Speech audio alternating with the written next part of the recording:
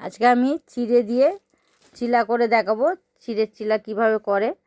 তো আমি প্রথমে চিড়েগুলো মিক্সিতে গুঁড়ো করে নিলাম। দেখুন আর মিহি করে গুঁড়ো করে নিচ্ছি। তার মধ্যে দই দিয়ে দিলাম একটু।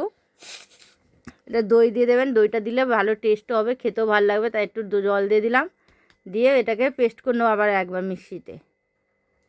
তো দেখুন মিক্সিতে পেস্ট করে নিচ্ছি। নেওয়ার পর এমনি শুকনো হয়ে গেছে, যেহেতু চিড়ে অনেক জল টানে, তাই মাঝে মাঝে জল দিয়ে এটাকে আর ভালো করে নরম করে নিয়েছি। দেখুন অল্প অল্প করে জল দিয়ে আমি এটাকে নরম করে নেবো, আর চিড়েতে খুব জল টানে।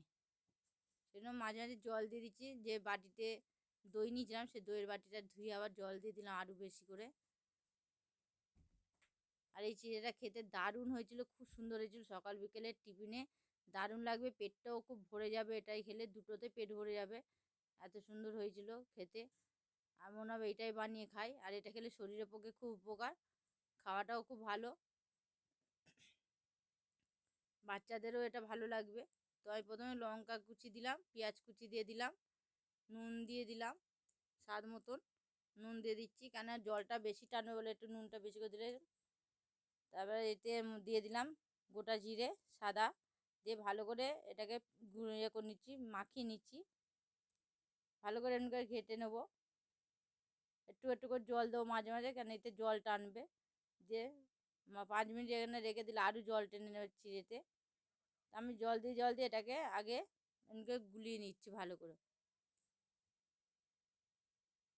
একবার এইভাবে চিলা করে দেখবেন, চিড়ের চিলা দারুণ হয়েছিল খেতে। এখানে আমি ম্যাগি মশলা একটু দিলাম টেস্টের জন্য, যে আবার জল দিয়ে এটাকে আবার ফের মিশিয়ে নিচ্ছি।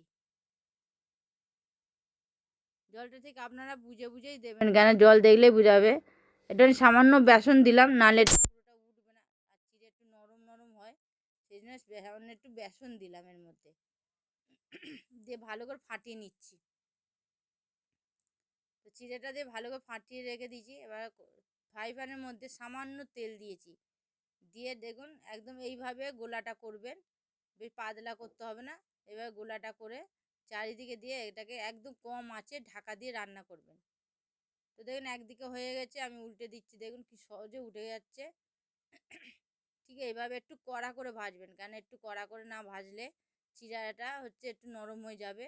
তো দেখুন কি সুন্দর হয়েছে। তো যে সকল বন্ধুরা আমার ভিডিও দেখছো, তো একটা লাইক করে দেবেন, অনেক অনেক শেয়ার করুন বন্ধুরা। ভালো লাগলে একটা সাবস্ক্রাইব করে দেবেন, যাতে আরও নতুন নতুন রেসিপি আপনাদের সঙ্গে শেয়ার করতে পারি। আর সকাল বিকেলে জল খাবার দুর্দান্ত হয়েছিল, খেয়ে দেখবেন একবার।